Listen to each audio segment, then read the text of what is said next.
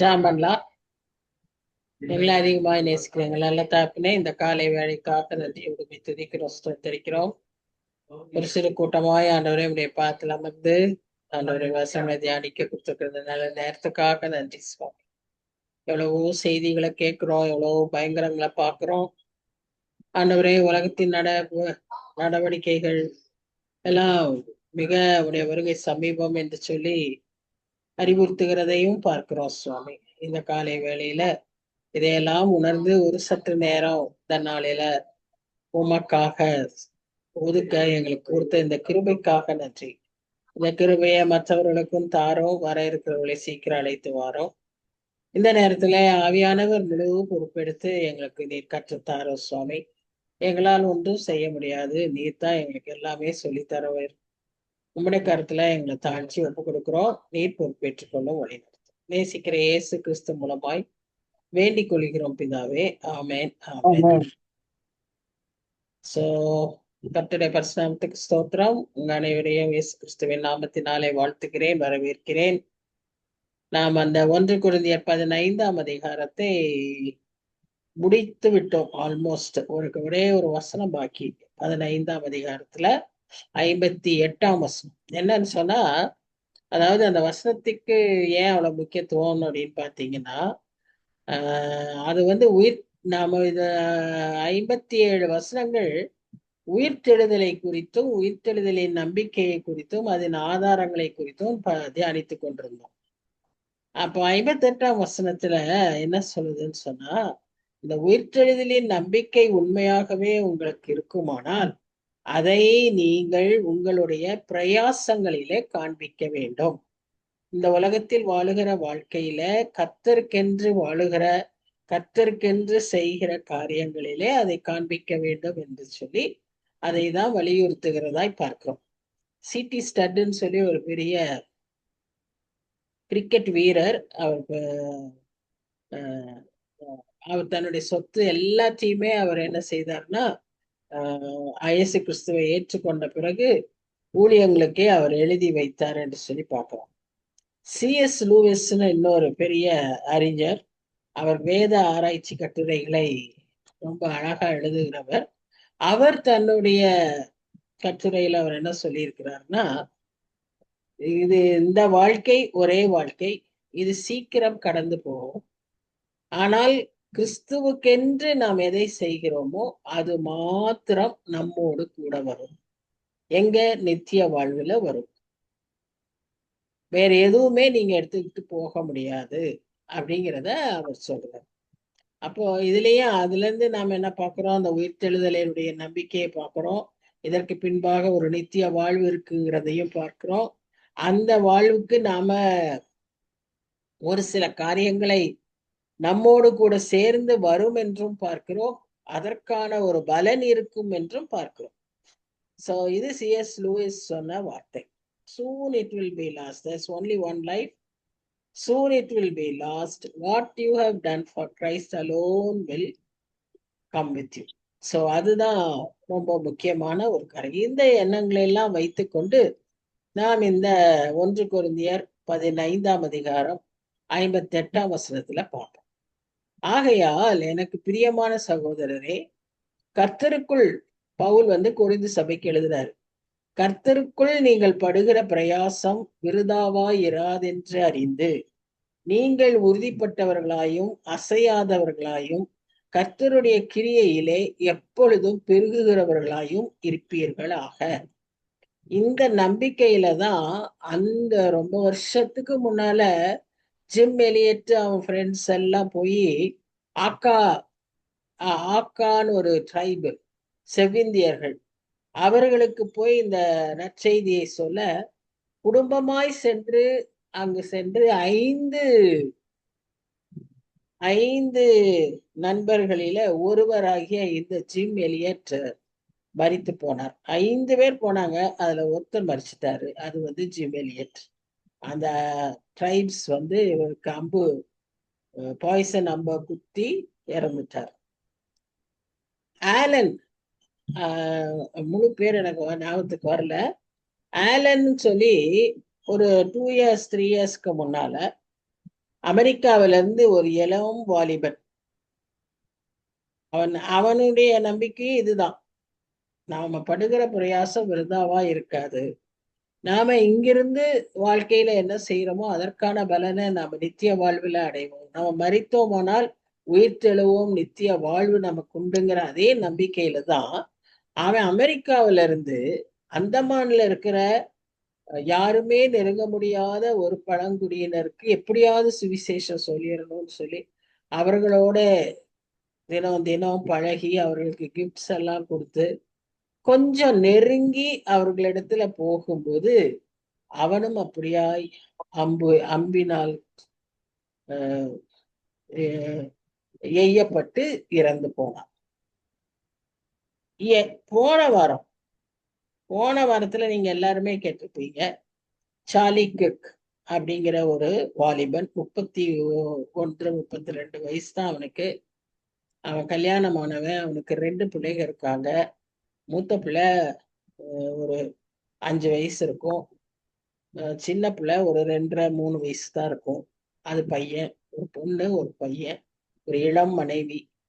ஆனா அவன் அதற்குள்ளாக அந்த அமெரிக்காவில மிக பிரபலமாயிட்டான். ஏன்னு சொன்னா எல்லா கல்லூரிகளிலும் எல்லா வாலிபர்கள் கூடுகைகளிலும் போய் அவர்களுடைய நாட்டின் கலாச்சாரத்தில் இருக்கிற தவறுகளை, வேதத்துக்கு விரோதமாய் இருக்கிற காரியங்களை தைரியமாய் நேருக்கு நேராய் அது தவறென்று சொல்லி அங்க அதுக்கு அங்க இங்க மாதிரி இல்லை, அமெரிக்கால எல்லாம் சும்மா விட மாட்டாங்க. ஒண்ணு சொன்னா அதுக்கு ப்ரூஃப் கேட்பாங்க, அதுக்கு எதிர்த்து கேள்விகள் கேட்பாங்க. இந்த உலகம் உருண்டை என்று சொல்வதற்கே கண்டுபிடிப்பாளர்களுக்கு அதை ப்ரூவ் பண்றதுக்கு அவ்வளோ வருஷங்கள் ஆச்சு. சில சமயம் அவங்க எல்லாம் இறந்தே போயிடுவாங்க, அதுக்கப்புறம் தான் அவங்க சொன்னதெல்லாம் ஏத்துக்குவாங்க. அந்த அளவுக்கு அவங்க எல்லாம் எதிர்ப்பாளிகள். அப்படிதான் இந்த மனுஷன், இந்த வாலிபன் தைரியமா எல்லா கூடுகைகளையும் போய் பேசினவன். ஆனா பாவம், ஒரு கூடுகை உட்டா யூனிவர்சிட்டின்னு சொல்லி ஒரு பெரிய யூனிவர்சிட்டி, அங்க போய் அவன் பேசும்போது அவனுடைய கழுத்துல துணிகரமாய் ஒரு வாலிபன் சுட்டு அவனை கொன்று விட்டான். குபு குபு குபுன்னு ரத்தம் வருது. அப்படியே அதை நம்ம பார்க்க முடிஞ்சது. இவ்வளவு பரிதாபமாய் அவன் சுடப்பட்டான். இன்றைக்கு இப்படிப்பட்ட எதிர்ப்பின் சூழ்நிலைகள் ஒரு பக்கத்துல இருந்தாலும் அவர்களுடைய ஒரே நம்பிக்கை என்னன்னு சொன்னா, நமக்கு நாம் இந்த உலகத்துல கர்த்தருக்கென்று படுகிற பிரயாசம் விருதாவாயிராது. இதுதான் நமக்கு ஒரு உற்சாகமான வார்த்தை. நாம் கர்த்தருக்கென்று சின்ன சின்ன சாக்ரிஃபைஸ் பண்ணாலும் இந்த மாதிரி ஒரு நேரத்தை ஒதுக்கி வந்திருக்கிறோமே, இதுவே ஒரு பெரிய பிரயாசம்.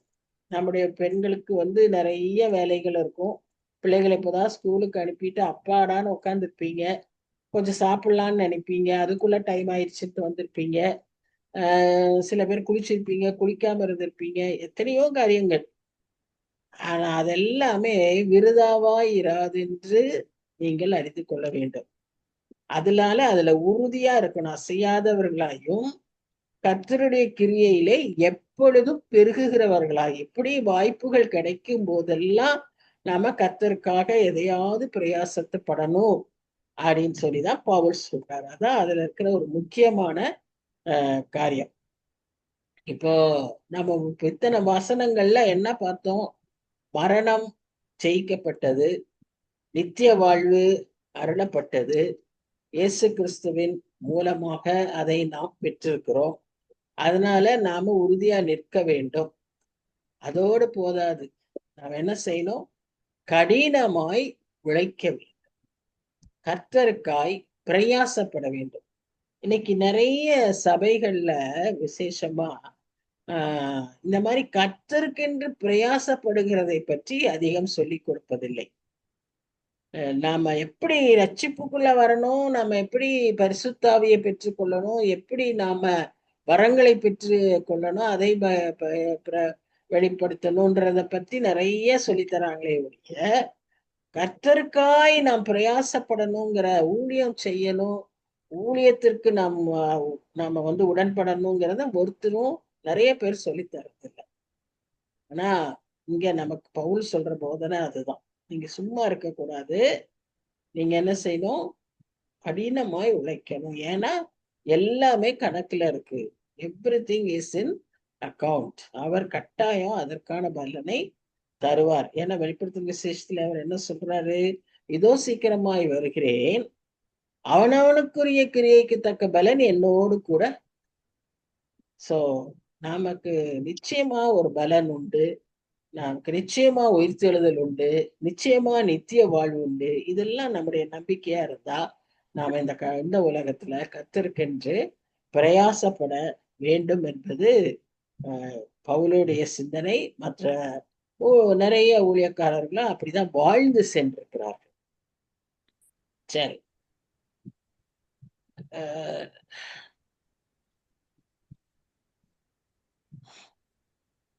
இது 58ஆம் அதிகாரத்தின் முடிவு. சரியானது 15ஆம் அதிகாரத்தின் 58ஆம் வசனத்தின் முடிவு. இப்ப நம்ம திரும்ப 16ஆம் அதிகாரத்திற்குள்ளாக போகிறோம். 16ஆம் அதிகாரத்துல பாத்தீங்கன்னா இது வந்து வேற சிந்தனை. நான் தான் சொன்னேன்ல, பவுல் வந்து இந்த கொரிந்தியருக்கு எழுதும் போது தொடக்கத்திலே நம்ம என்ன பார்க்கிறோம்?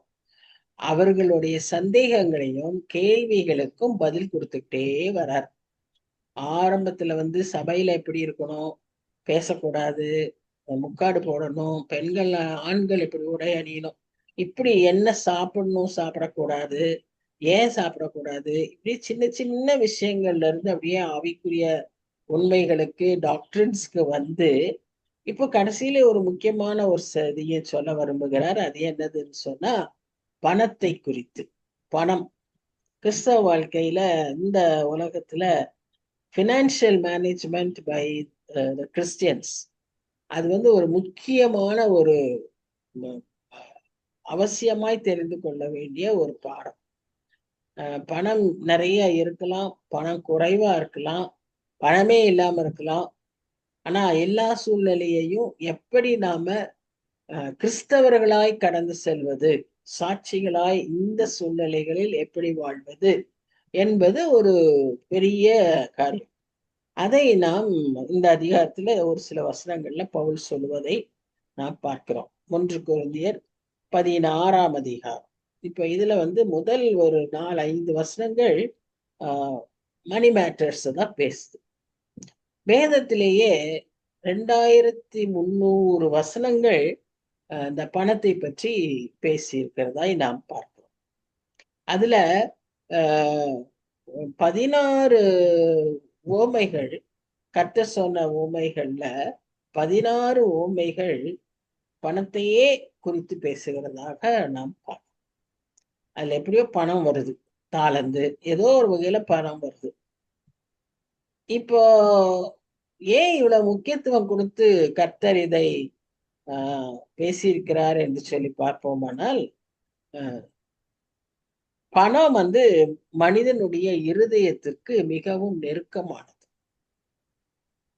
கர்த்தர் நம்முடைய இருதயத்தை குறித்து அதிக கவலை உள்ளவராய் இருக்கிறார். ஆகவே பணத்தை குறித்து அவர் அதிகமாக எச்சரிக்கிறதாய் நாம் பார்க்கிறோம். மத்தேயு 6ஆம் அதிகாரம் 21ஆம் வசனத்துல பாத்தீங்கன்னா, உங்கள் பொக்கிஷம் எங்கே இருக்கிறதோ அங்கே உங்கள் இருதயமும் இருக்கும். அப்போ என்ன சொல்றது, கஞ்சத்தனம், பேராசை, பணம் மேல ஆசை, இது எல்லாமே ஹார்ட் இஷ்யூஸ், இருதயத்தோடு சம்பந்தப்பட்ட காரியங்கள். அதே போல தாராளமாய் கொடுப்பது பெருந்தன்மை, தாராளமாய் என்ன சொல்ல உதாரத்துவமாய் கொடுப்பது, இதுவும் இருதயத்தோடு சார்ந்தது. அதனாலதான் கர்த்தர் இந்த இருதயத்தின் மேல் அதிக அக்கறை உள்ளவராய் இருப்பதினாலே இந்த பணத்தை பற்றி அவரும் பேசுறாரு. இப்போ ஒரு கேள்வி, நாம் கர்த்தருக்கு செலுத்துகிற கர்த்தரோடு இருக்கிற ஐக்கியம், அவரில் இருக்கிற பக்தியை நமக்கு பணம் போட்டிக்காக பணம் வந்து நமக்கு ஒரு போட்டியா இருக்குதா, அல்லது பணம் நமக்கு அவருக்கு பக்தியா இருக்கிறதற்கு உதவுகிறதா? money, is it competing with your devotion or is it complementing your devotion? பணம் உங்களுடைய பக்திக்கு போட்டியாய் இருக்கிறதா அல்லது பணம் உங்களுடைய பக்தியை விருத்தியாக்குகிறதா, உதவி செய்கிறதா? இது ஒரு பெரிய கேள்வி, யோசிக்க வேண்டிய கேள்வி. நாம் ஒவ்வொருவரும் அதை குறித்து சிந்தித்து நாம் என்ன செய்யணும்? நம்முடைய வாழ்க்கையை சரி செய்து கொள்ளலாம். ஏதோ பட்டிமன்றம் கேள்வி மாதிரி இருக்கா? இங்கேயே போட்டோம்னா, நம்ம குரூப்லயே போட்டா எத்தனை பேர் எந்த சைடு வருவீங்க, எத்தனை பேர் அந்த சைடு வருவீங்க? சொல்லுங்க. எல்லாரும் அந்த சைடு தான் போயிடுவோமா? என்னப்பா, இருக்கீங்களா இல்லையா? ஆன்ட்டி இருக்கோம் ஆன்ட்டி. இருக்கீங்க, ஆனா அப்படியே அமைதியா இருக்கீங்க. எதுக்குடா வம்பு? சரி, வருவோம், வசனத்துக்குள்ளாக வருவோம். பரிசுத்தவான்களுக்காக சேர்க்கப்படும், முதல் வசனம் பாருங்க. பரிசுத்தவான்களுக்காக சேர்க்கப்படும் தர்ம பணத்தை குறித்து நான் கலாத்தியா நாட்டு சபைகளுக்கு பண்ணின திட்டத்தின்படியே நீங்களும் பரிசுத்தவான்களுக்காக சேர்க்கப்படும் தர்ம பணத்தை குறித்து நான் கலாத்தியா நாட்டு சபைகளுக்கு பண்ணின திட்டத்தின்படியே நீங்களும் செய்யுங்கள். ஒருவேளை 2 தடவை வந்திருக்கா என்னன்னு தெரியல. அந்த வசனம் அப்படிதானே இருக்கா? 2 தடவை வருதா? இல்ல, ஒரு தடவை தான் வருது. அதான் அதான் அடிக்கும் போது தெரியாம 2 தடவை வந்துருச்சுன்னு நினைக்கிறேன். ஆனா சரி, எப்படியோ. ஆனா என்ன சொல்றேன்னா, கலாத்தியா நாட்டு சபையில செஞ்ச திட்டத்தின்படி நீங்களும் செய்யுங்கள். சரி, அதை பத்தி பேசுவோம். நான் வந்திருக்கும் போது பணம் சேர்க்குதல் இராதபடிக்கு உங்களில் அவனவன் வாரத்தில் முதல் நாள் தோறும் தன் தன் வரவுக்கு தக்கதாக எதையாகிலும் தன்னிடத்திலே சேர்த்து வைக்க கடவுள். நான் வரும்போது உங்கள் உபகாரத்தை எருசலேமுக்கு கொண்டு போகும்படிக்கு நீங்கள் தகுதி உள்ளவர்களாக குறிக்கிறவர்கள் எவர்களோ அவர்களிடத்தில் நிருபங்களை கொடுத்து அவர்களை அனுப்புவேன். நானும் போகத்தக்கதானால் அவர்கள் என்னுடனே கூட வரலாம். சரி, இப்போ பவுல நம்ம நல்லா நம்முடைய பார்வைக்கு கொண்டு வரணும். பவுல் ஒரு யங் மேன் இல்லையா? ஆல்மோஸ்ட் இயேசு கிறிஸ்துவுக்கும் பவுலுக்கும் கொஞ்சம் மேபி மந்த்ஸ் ஆர் இயர்ஸ் தான் வித்தியாசங்களா இருந்திருக்கணும். அப்படிப்பட்ட ஒரு வாலிப வயதுல இருக்கிற ஒரு, இன்னைக்கு யங் கப்பிள்ஸ்ன்னு சொல்லுவாங்களே, அந்த 40 வயசு கீழே எல்லாம் அந்த மாதிரி ஒரு வயசுல இருக்கிற ஆள். இவர் ஒரு திட்டம் வச்சிருக்காரு. அவர் என்ன திட்டம் வச்சிருக்கிறாரு? எந்த சபைக்கு போய் எந்த ஊர்ல போய் பிரசங்கம் பண்ணாலும், எந்த ஊர்ல யூதர்களோடு அவர் பேசினாலும், அவர் ஒரு திட்டம் வச்சு அதுல இருந்து கொஞ்சம் பணம் அவங்களை காணிக்கை கலெக்ட் பண்ணி அதை எருசலேமில் உள்ள யூதர்களுக்கு கொடுக்கும்படியாய் அவர் செய்கிற ஒரு வழக்கத்தை பார்க்கிறோம். இப்ப இவருக்கு தன்னுடைய ஊரை பற்றி கரிசனை உண்டு, தன் ஜனங்களை குறித்த கரிசனையை பார்க்கிறோம். அவங்க படுற கஷ்டத்தை பார்த்து அதுக்கு ஏதாவது ஒரு வழி செய்யணும்னு சொல்லி அவர் ஒரு திட்டம் போடுவதை நாம் பார்க்கிறோம். இப்படி ஒரு கரிசனை நமக்கும் தேவை. இன்னைக்கு நம்ம சொந்த வீட்டாரையே கவனிக்கிறதுக்கு இன்னைக்கு நிறைய பேருக்கு கரிசனை இல்லாமல் போகிறத நாம் பார்க்கிற கூடிய சூழ்நிலையில பவுல் அந்நாட்களில அவருடைய ஊர் மக்களுக்காக, அவர்கள் படும் கஷ்டங்களுக்காக அவருக்கு வருகிற, அவர் செய்கிற ஊழியத்தின் நிமித்தம் கிடைக்கிற பணத்தை அவர் திட்டம் பண்ணி அதை கொண்டு போய் அவர்களுக்கு கொடுக்கறத பார்க்கணும். இப்போ அதுல அவர் ரொம்ப அடுத்தது நம்ம போன ஒரு அதிகாரங்கள்ல பார்த்தோம், நாம் எதை செய்தாலும் ஒழுங்கும் கிரமவுமாய் செய்யணும்னு சொல்லி. பணம் ஒரு டேஞ்சரஸ் திங். அது யாரையும் மயக்கிரும், யாரையும் தப்பு செய்ய வச்சிரும். பணத்தை டீல் பண்றதே ரொம்ப கேர்ஃபுல்லா இருக்கும்.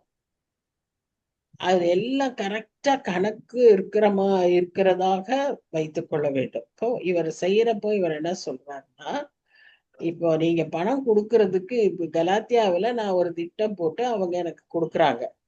அதே மாதிரி நீங்களும் செய்யுங்க. ஏன்னா உங்களுக்கு கொரிந்துதான் நல்ல செழிப்பான சபை. அப்போ கொரிந்து கிட்ட சொல்லிட்டு அவர் என்ன சொல்றாரு, நான் வர்ற அன்னைக்கு போய் எல்லாம் போய் அவசர அவசரமா போய் பணம் சேர்க்காதீங்க. அன்னைக்கு கொண்டு வந்து இருக்கிற காசு போடாதீங்க. நிறைய பேர் நாம என்ன சொல்லுவோம், இன்னைக்கு நான் காணிக்க கொண்டு வரல, இது கரெக்டா சர்ச்சு காணிக்கைக்கு தான் கொண்டு வந்தேன். இப்ப நிறைய ஊழியங்களுக்கு கேட்பாங்க இல்லையா, அப்ப என்ன சொல்லுவோம், எக்ஸ்ட்ராவா நான் எதுவும் கொண்டு வரல அப்படின்னு நம்ம சொல்லுவோம். நிறைய உண்மையாவே நம்ம கொண்டு வர மாட்டோம். அப்போ அந்த மாதிரி எல்லாம் இல்லாம நான் வர அன்னைக்கு தான் இதை சேர்க்காம வாரத்தின் முதல் நாள் தோறும் தன் தன் வரவுக்கு தக்கதாக எதையாகிலும் தன்னிடத்தில் இப்படிதான் காணிக்கை எடுக்கிற ஒரு பழக்கம் வந்திருக்கு. வாரத்தின் முதல் நாள்னால் இது ஒரு பெரிய பிரச்சனை. வாரத்தின் முதல் நாள்னா எது? ஞாயிற்றுக்கிழமை. ஞாயிற்றுக்கிழமை. அப்போ ஏன் அப்படி சொல்றோம் வாரத்தின் முதல் நாள்னு? அவங்க யூத கேலண்டர் படி சாட்டர்டே தான் சாபத் டே. 6 மணி டு 6 மணி அவங்களுக்கு. காலையில 6 மணில இருந்து வாரத்தின் முதல் நாள் ஆரம்பிச்சிருக்கு.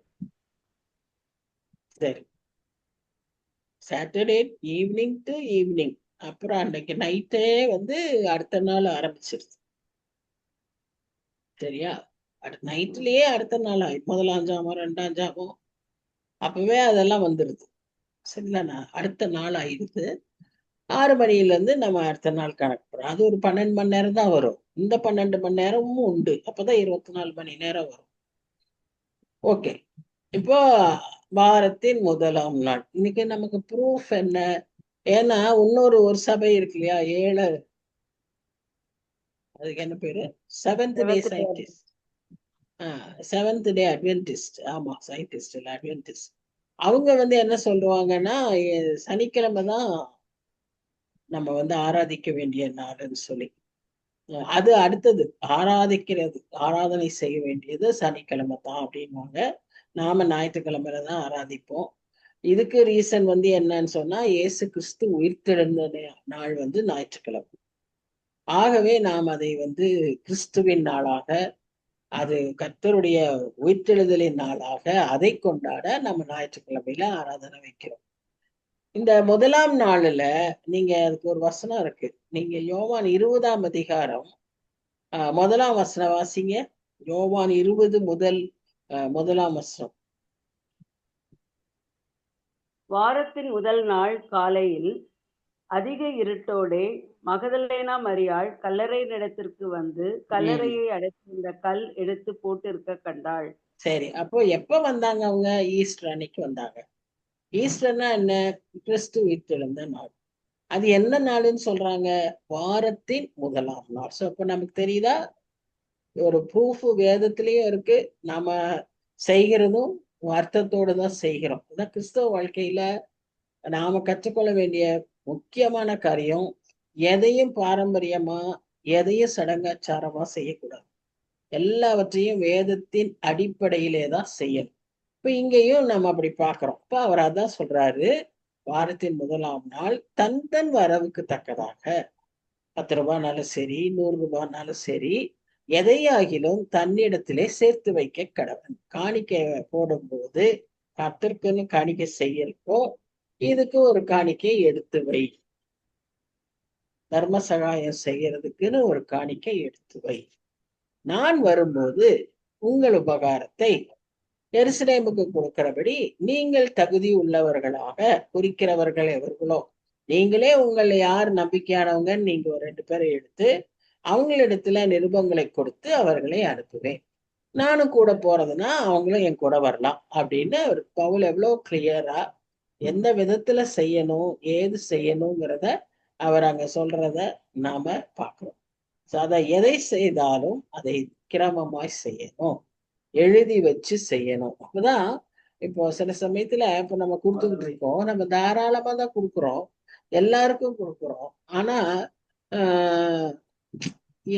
நம்ம போன மாசம் எவ்வளவு கொடுத்தோம், இந்த மாசம் எவ்வளவு கொடுத்தோம் அப்படிங்கிற கணக்கு இல்லைன்னு வச்சுக்கோங்களேன். சில பேர் வந்து அவங்களும் மறந்துட்டு நம்மள்கிட்ட அதிகமா கேட்கலாம். வாய்ப்புகள் உண்டு. இல்லப்பா நான் கொடுத்துருக்கேன் பாருங்க அப்படின்னு நம்ம அதை எழுதி வச்சோம்னா அதை காமிக்கிறதுக்கு ஈஸியா இருக்கும். ஊழியக்காரங்க தான் தப்பு செய்ய மாட்டாங்க தான், இப்படியெல்லாம் இருந்தாலும் இன்றைய காலகட்டத்துல எல்லாருக்கும் அவசர உலகத்துல மறந்து போகிறதுக்கு வாய்ப்புகள் உண்டு. அத சொன்னேன்ல, பணம் வந்து ஒரு தொழில். இன்னைக்கு பணம் இல்லைன்னா ஒண்ணும் இல்லை. பணம் தான் மேடம் எல்லாம் அப்படின்னு சொல்றாங்க எல்லாரும். ஆனா பணம் இல்லாம ஒண்ணும் செய்ய முடியாதுன்ற சூழ்நிலை இருந்தாலும் நம்ம பணத்தை காட்டிலும் நம் ஆண்டவர் பெரியவர். ஒரு 5 கிலோ வாங்கினா போதுமா? நமக்கு பணம் வேணும்னு சொன்னா அதை கர்த்தர் தான் கொடுப்பாரு.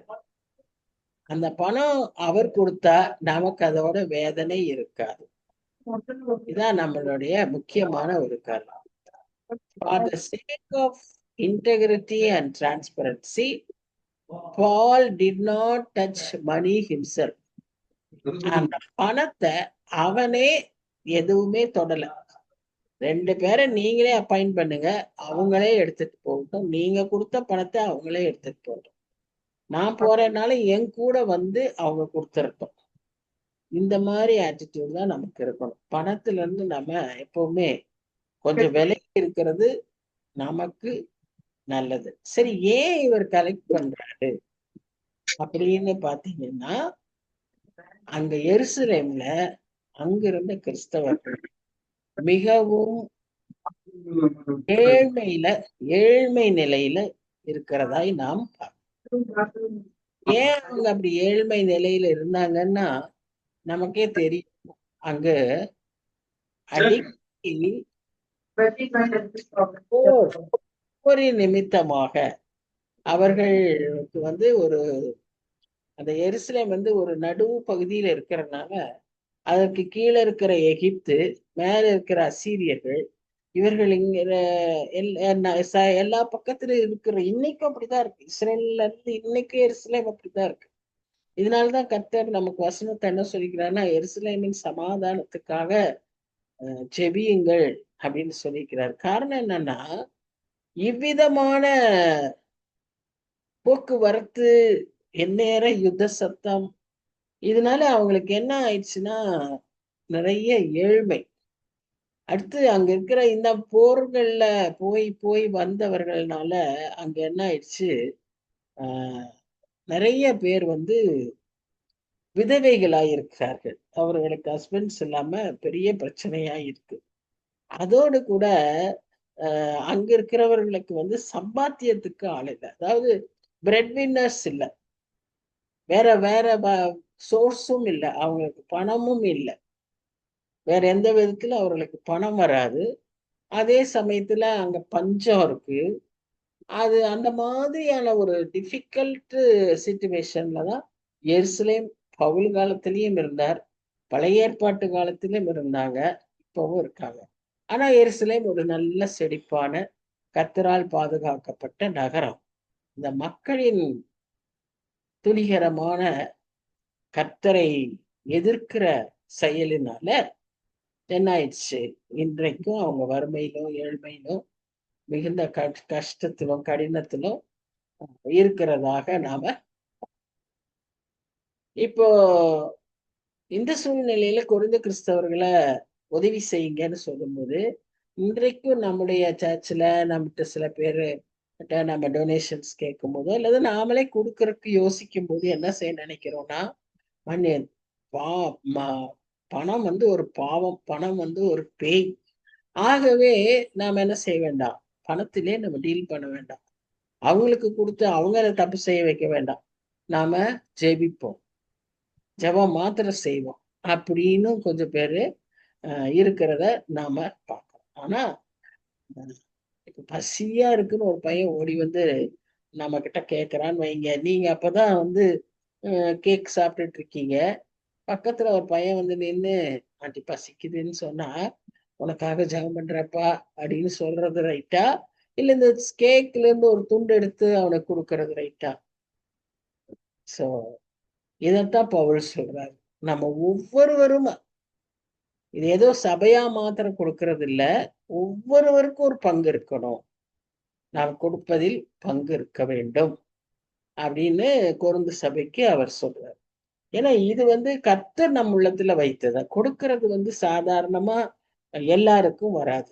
தான் சொன்னேன்ல, பணத்தை வச்சிருக்கிறவங்களுக்கு பணத்துல இருந்து பணத்தை பிரியறதுக்கு அவ்வளவு சுலபமாய் வராது, மனசே வராது. அது உதவி செய்யறதுக்கானாலும் சரி, வேற எதுக்குனாலுமே ஆஹ் இவ்வளவு பணம் போயிடுச்சா, ஐயோ இவ்வளவு பணமா அப்படின்னு நமக்கு அந்த பணத்துல கணக்கு ரொம்ப பணத்தை பிரியறது ரொம்ப கஷ்டம். ஆனா பணத்தை கொடுக்கணுங்கிற ஷேரிங் அப்படிங்கிற அந்த சிந்தனை கர்த்தரிடத்திலிருந்து நமக்கு வந்தது.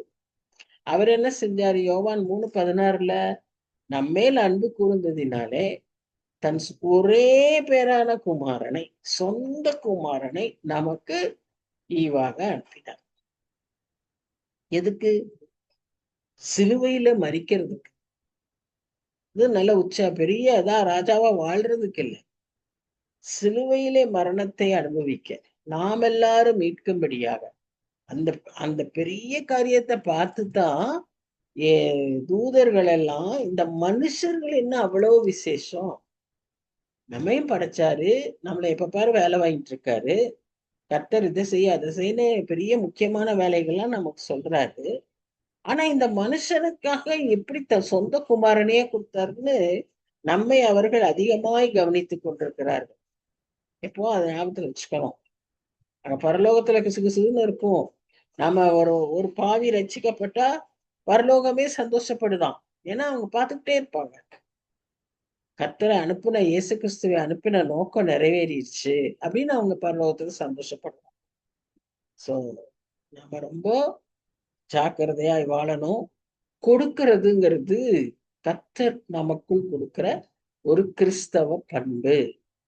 அதை பகிர்ந்து கொடுக்கிறது நிச்சயமா அது கிறிஸ்தவ பண்பு. அத நான் சொன்ன போல நாம ரொம்ப ஒழுங்கின்மையில எதையும் செய்யக்கூடாது. மிகுந்த ஜாக்கிரதையோடு ஒரு கணக்கு வச்சு கரெக்டா கொஞ்ச நாளும் எதுனாலும் நம்ம அதை செய்வது நமக்கு நல்லது. சரி,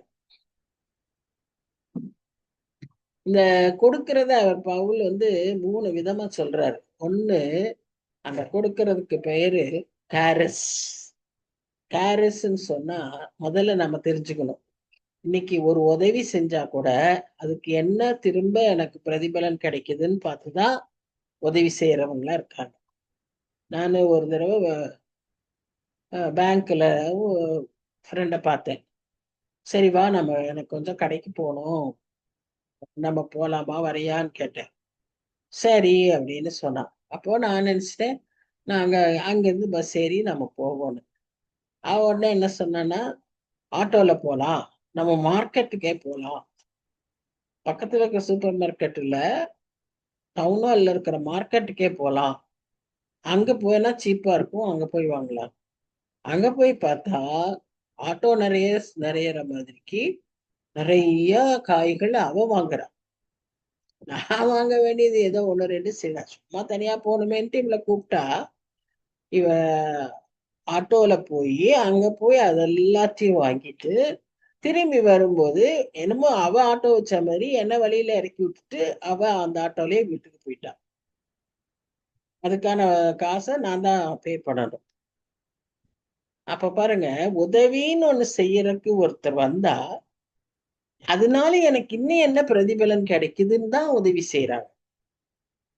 அப்படி கிடைக்கிறது அது கிறிஸ்தவ உதவி அல்ல, அது கிறிஸ்தவ பண்பு அல்ல. கிறிஸ்தவ பண்புன்னு அவர் எப்படி சொல்றாருன்னா, கேரிஸ்னா கிரேஸ். அதாவது கிரேஸுக்கு என்ன அர்த்தம்? தகுதி இல்லாதவங்களுக்கு கொடுக்கப்படுகிற தயவு. அது ஆவிக்குரிய அர்த்தம்.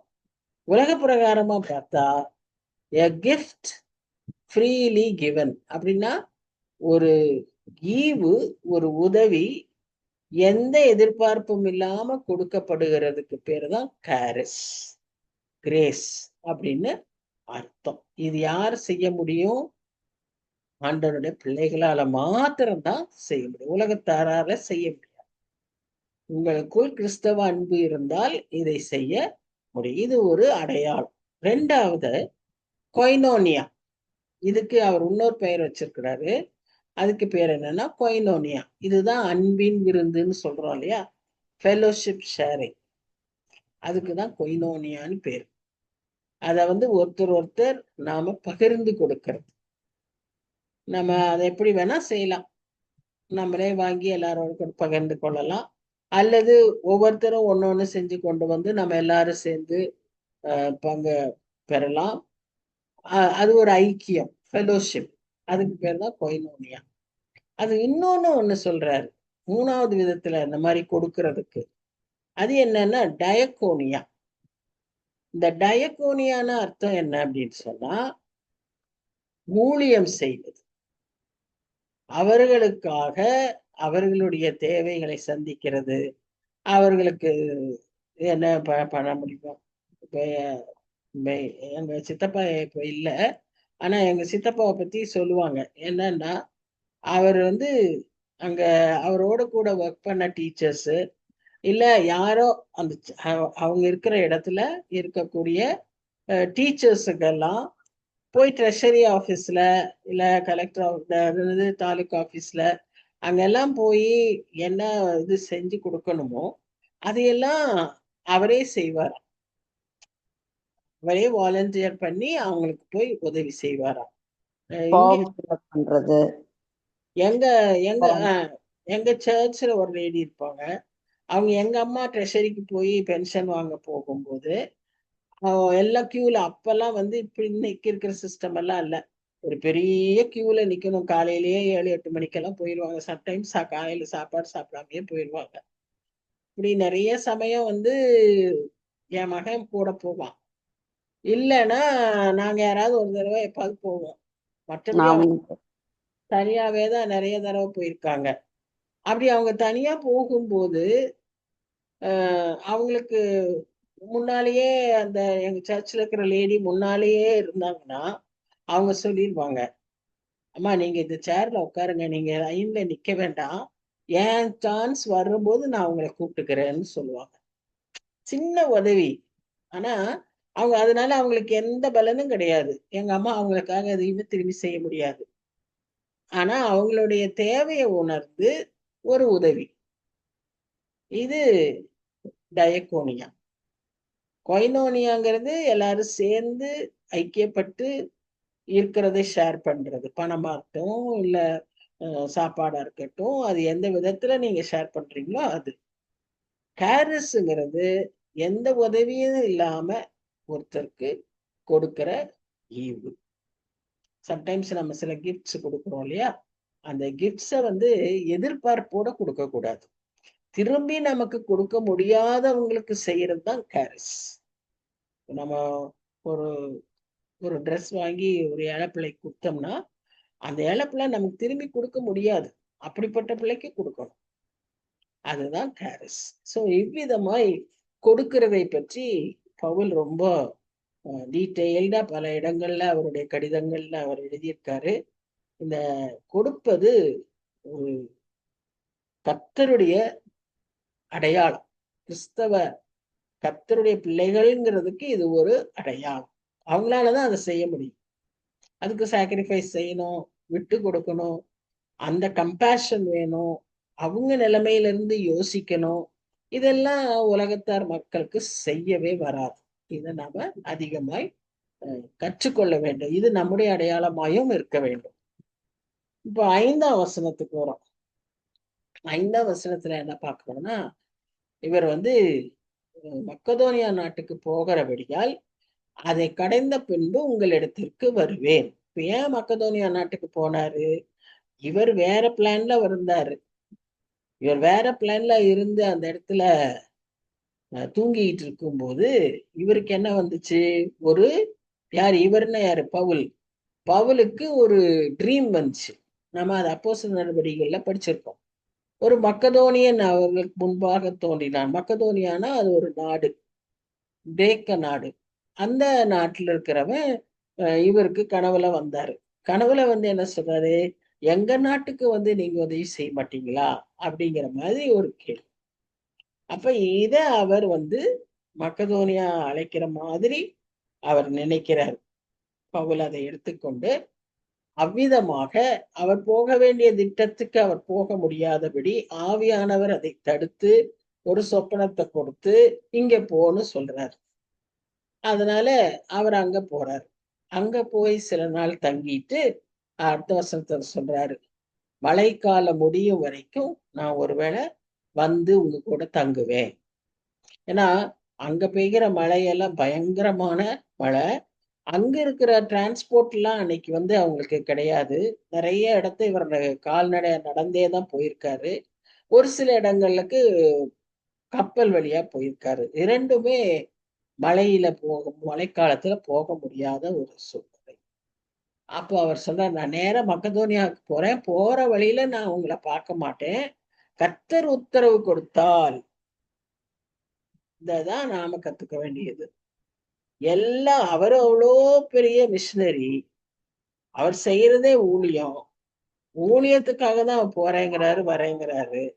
ஆனாலும் அவர் சொல்ற வார்த்தை, கர்த்தர் உத்தரவு கொடுத்தால் உங்களிடத்தில் வந்து சில காலம் தங்கியிருக்கலாம் என்று நம்புகிறேன். நம்ம நல்லதே செய்தாலும் அது கர்த்தருடைய உத்தரவோடு நம்ம செஞ்சோம்னா தான் ஆசீர்வாதமாய் இருக்கும். அப்பவும் 8ஆம் வசனத்தை சொல்றாரு, ஆகிலும் பெந்தகோஸ்தே பண்டிகை வரைக்கும் எபேசு பட்டணத்தில் இருப்பேன்.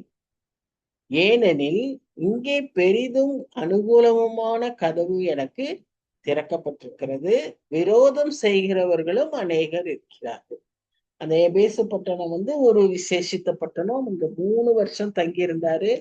அவங்களுக்கு போதிச்சாரு, அவங்களுக்கு டீச் பண்ணாரு, அங்க பெரிய ஒரு காரியத்தை செய்தாரு. இதனுடைய விளைவைத்தான் நம்ம வெளிப்படுத்தல் விசேஷம் 2ஆம் அதிகாரத்துல முதல் சபையாக 7 சபையில அந்த முதல் சபையாக எபேசு சபையை பத்தி பார்க்கிறோம். கர்த்தர் சொல்றாரு, இவ்வளோ எல்லாம் அருமையா செஞ்சுட்டு உங்கள்கிட்ட இருக்கு, ஆனா என்னன்னா ஆதியில இருந்த அன்பு இல்லை அப்படின்னு அங்க சொல்றாரு கடைசி நாட்கள். அப்போ இப்ப நம்ம என்ன பாக்குறோம்னா, அங்க அந்த எபேசுல இவர் என்ன செய்தாலும் கூட்டம் வந்து கவனிச்சு கேட்கிறவர்களா இருக்காங்க. மூப்பர்களை கூப்பிடுறாரு, வர்றாங்க. இங்கிருந்து அங்க போன்றாரு, வர்றாங்க. ஒரு ஒரு சின்ன வித்யாசாலையில போய் ஒரு டியூஷன் சென்டர் எடுக்கிறாரு, டியூஷன் எடுக்கிறாரு, உங்களுக்கு போதிக்கிறாரு, அதற்கும் வர்றாங்க. ஆக்சுவலா அது என்ன டைம்னா மற்றவங்க எல்லாம் தூங்குற டைம். அந்த நேரத்துலதான் அந்த டியூஷன் சென்டர் ஒரு டைம் கிடைக்குது அவங்களுக்கு டியூஷன் எடுக்கிறதுக்கு. அதுக்கு பவுல் தன்னை சாக்ரிஃபைஸ் பண்றாரு தூங்காம. மற்றவர்களும் அந்த நேரத்துல தூங்காம வந்து கேட்கிறாங்க. அவ்வளவு வாஞ்சையா இருந்தாங்க. அதான் அனுகூலமான கதவு அவருடைய ஊழியத்துக்கு. அதே சமயத்துல விரோதம் செய்கிறவர்களும் அநேகர் அந்த பகுதியில அவருக்கு இருந்தாங்க. எங்க உங்களுக்கு நல்ல ஊழியம் நடக்குதோ அங்க நிச்சயம் எதிர்ப்பு இருக்கும். எதிர்ப்பு இருந்தாலே நீங்க மகிழ்ச்சியா இருக்கலாம், பெரிய காரியம் நடக்க போகுது அப்படின்றதுதான் அர்த்தம்.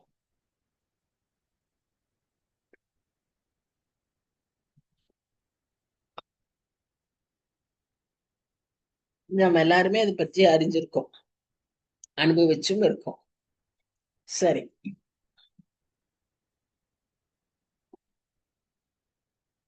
இப்போ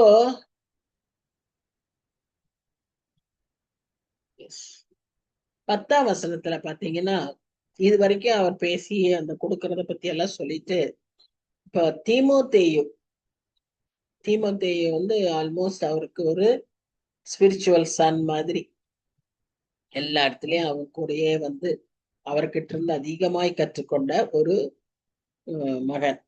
அவன் வந்து சொல்றான், அவன் உங்கள்கிட்ட வருவானா, அவனை உங்கள்கிட்ட அனுப்புறேன், அவங்கள்ட்ட வரும்போது பயப்படாமல் இருக்க பாருங்கள். ஏன்னா சின்ன பையன் அவன் வரான், அவன் வந்து உங்கள்கிட்ட வரும்போது நல்லா ஃப்ரீயா இருக்கிறதுக்கு ஏற்ற மாதிரி நீங்க அவனை வச்சுக்கோங்க. ஏன்னா அவனும் என்னை மாதிரி கர்த்தருடைய கிரியை நடப்பிக்கிறானே.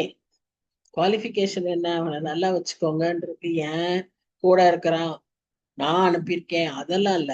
அவன் ஊழியா செய்யறான், அதனால அவனை வச்சு. ஒருவனும் அவனை அற்பமாய் எண்ணாது. அவருடைய ஒரு ஃபாதர்லி லவ் பாருங்க. ஒரு அப்பா தான் பிள்ளைய அனுப்புனா எப்படி அவர் சொல்லுவாரோ அது மாதிரி அந்த பையனுக்கு, அவன் ஆக்சுவலா வந்து நம்ம படிச்சிருக்கோம் தீமோத்தேயுவை பத்தி, கிரேக்கனுக்கு பிறந்தவர். ஆனா இவர் அவனை ஆவிக்குரிய விதத்துல நடத்துனதுனால அவர் சொல்றாரு, யார் அவனை அற்பமா இருப்பானாக, சகோதரரோட கூட அவன் வருகிறதற்கு நான் காத்திருக்கிறபடியால் என்னிடத்தில் வரும்படிக்கு அவனை சமாதானத்தோட வழிவிட்டு அனுப்புங்கள். அவங்கள்ட்ட வந்துட்டு கொஞ்ச நாளை கழிச்சு எங்கிட்ட வருவான், மற்ற சகோதரரோட வருவான். அப்போ அவனை சந்தோஷமா வழி அனுப்புங்க, சமாதானத்தோட வழி அனுப்புங்க. இப்படி தன்னுடைய கேர்ல இருந்த அத்தனை பேரையும் அப்படிதான் அவர் நடத்துறாரு. பிலமோன்னு ஒரு கடிதம் இருக்கு பைபிள்ல. அந்த பிலமோன் கடிதத்துல பாத்தீங்கன்னா ஒனேசிமுன்னு ஒரு மனுஷனை பிலமோன் வீட்டுக்கு அனுப்புவாரு. பிலமோன் இவருடைய ஃப்ரெண்டு. ஒனேசிமு என்ன பண்ணினார்னா பிலமோன் வீட்டுல அடிமையா இருந்து அங்க இருந்து திருடிட்டு வந்துட்டான்.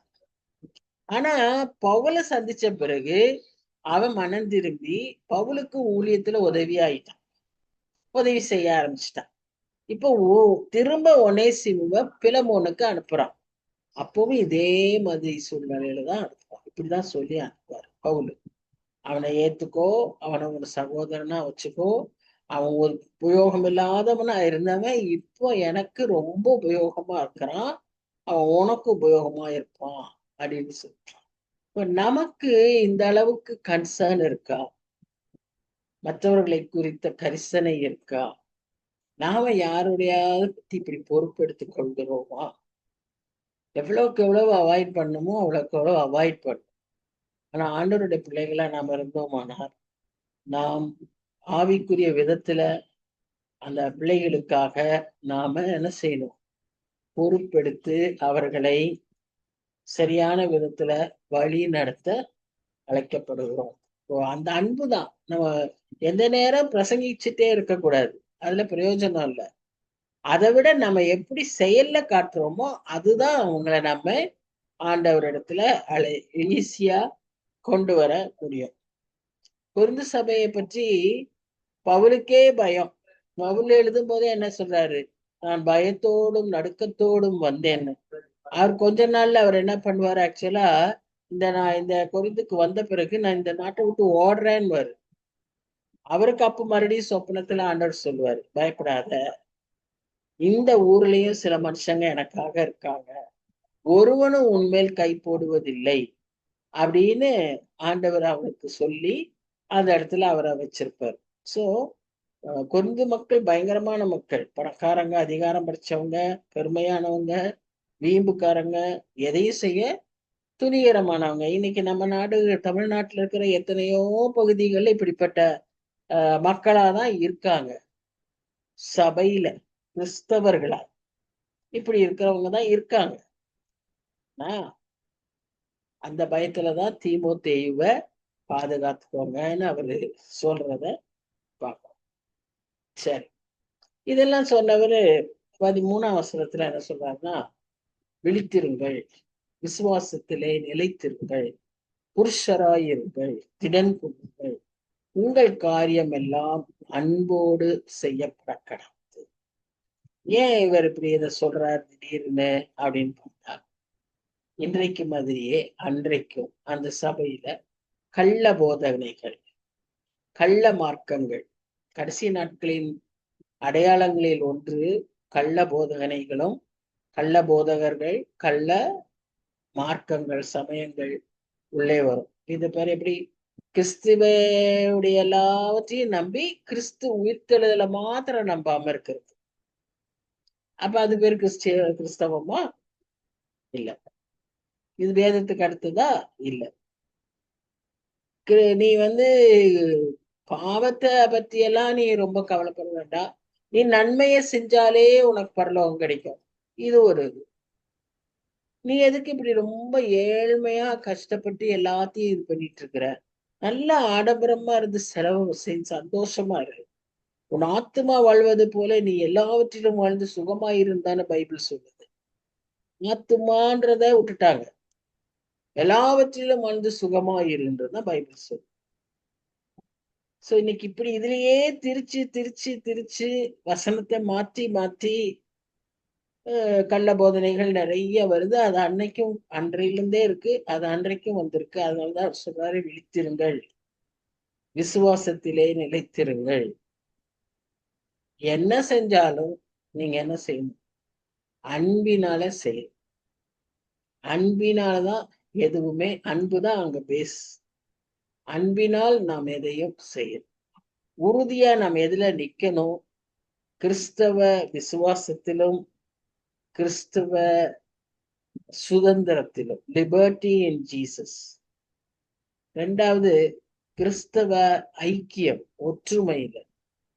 மூன்றாவது, கிறிஸ்துவுக்குள்ளாக. நாலாவது, கிறிஸ்தவ போதனையில்.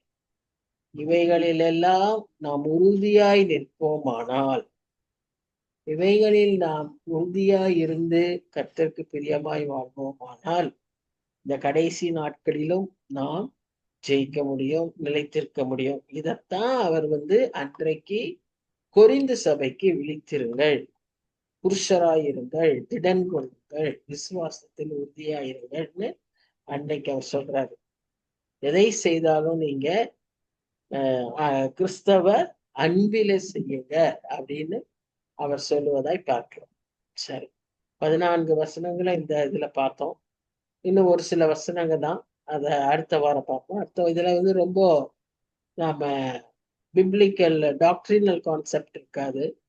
எப்படி ஒவ்வொருத்தர் ஹெல்ப் பண்ணாங்க, அவங்க அதுக்கு அவர் தேங்க் பண்றதாக தான் இருக்கும். இன்னும் 21 வசனமா நம்ம இருக்கு.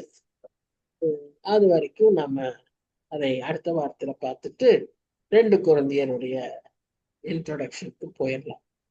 ஸோ இந்த 14 வருஷத்துல நிறைய கிறிஸ்தவ வாழ்க்கையின் அடிப்படை சத்தியங்களை நமக்கு பவுல் அப்படியே சின்ன பிள்ளைகளுக்கு சொல்லி கொடுக்குற மாதிரியே அந்த கொரிந்து சபைக்கினருக்கு அந்தந்த சூழ்நிலைக்கு ஏத்த மாதிரி அவங்களுக்கு சொல்லி கொடுக்கறத நாம் பார்க்கலாம். சரி, செபிக்கலாம். நான் தாப்பினே இந்த காலை வேலையில கூட சுவாமி, நாங்க உற்சாகத்தோடு உங்களுடைய வசனங்களை தியானிக்கும்படியா நீ தந்த இந்த நல்ல கிருபைக்காக நன்றி செலுத்துகிறோம். இந்த வேலையிலும் கூட சுவாமி, உங்களுடைய வசனத்தின்படி வாழ எங்களுக்கு கற்றுத்தார் சுவாமி. உதாரத்துவமாய் கொடுக்கவும், கொடுப்பதிலும் பண விஷயங்களிலும் அதிக ஜாக்கிரதை உள்ளவர்களாகவும், கணக்கு வைத்து செய்பவர்களாகவும், சும்மா அப்படியே ஏதோ பணம் கர்த்தருடைய ஆசீர்வாதம், அதை நான் எப்படி வேணா செய்வேன்னு சொல்லி ஊதாரித்தனமா செலவு செய்யாதபடி, ஆண்டவரே உதாரத்துவமாய் அதே சமயத்துல பொறுப்பாயும் செலவு செய்ய எங்களுக்கு நீர் கற்றுத்தார. ஆண்டவரே, இந்த கொடுக்கிற அன்பு எங்க உள்ளத்துல வர நீர் உதவி செய்யும். அது 3 விதமா எங்களுக்கு இன்னைக்கு நாங்க பார்த்தோம். அந்த 3 விதத்திலையும் நாங்க எங்களால ஈடுபட முடியும் சுவாமி. அதை நாங்க ஒவ்வொரு முறையும் எங்களே செக் பண்ணிக்கொள்ள கிருபத்தாரோம். நாங்க நிறைய காரியங்களை நாங்க உமக்கு கணக்கு கொடுக்க வேண்டியவர்களா இருக்கோம். நீர் கொடுத்த ஆசீர்வாதங்கள் மற்றவர்களுக்கு நாங்கள் ஆசீர்வாதமாய் இருப்பதற்காகத்தான் நாங்க வாசிக்கிறோம் சுவாமி. அப்படிங்கும்போது நாங்க எதெல்லாம் எப்படியெல்லாம் செஞ்சிருக்கிறோன்றத நாங்க எல்லாவற்றையுமே நாங்க கவனித்து கணக்கு கொடுக்க வேண்டியவர்களா இருக்கிறோன்றத பார்த்து அதன்படி வாழ எங்களுக்கு நீர் கற்றுத்தாரும் சொல்லி உதவி செய்யும். அப்படியே ஆண்டவரே, நாங்க செய்கிற சகல பிரயாசத்துக்கும் பலனுண்டு என்று சொல்லி நாங்கள் அறிந்து, ஆண்டவரே அதுல நாங்க உறுதியா இருக்க, ஆண்டவரை நிலைத்திருக்க எங்களுக்கு கிருபை. உமக்காய் செய்கிற காரியங்கள் மாத்திரம்தான் எங்களோடு கூட வரும்னு சொல்லி நாங்க பார்க்கிறோம் சுவாமி. எவ்வளவு பயங்கரமான ஒரு உலகத்துல நாங்க வாழ்கிறோம். எவ்வளவு சின்ன வாலிப பிள்ளைகள்லாம் இன்னைக்கு மறிச்சு போறாங்க, அதையும் பார்க்கிறோம். அவங்களால எவ்வளவு காரியங்களை சாதிச்சிருக்க முடியுமே, ஏன் சுவாமின்னு எங்களுக்கு மனசுல ஒரு பெரிய ஒரு கேள்வி இருந்தாலும், எல்லாம் உடைய திட்டம் தான் தகப்பனே. 31 வயசுதான் அந்த பையனுக்கு. பாவம், 2 சின்ன பிள்ளைங்க. அந்த அம்மா அதான் சொல்லுவாங்க, காட்ஸ் பிளான், என்ன செய்யறதுன்னு தெரியல, ஆனா we accept and God will help us அப்படிங்கிறாங்க.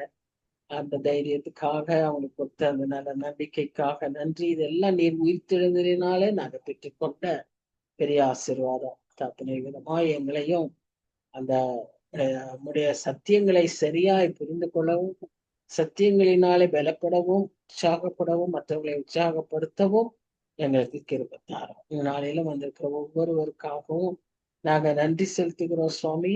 ஆசீர்வதிங்க. ஒவ்வொருவருடைய தேவைகளையும் நீர் சந்திங்க.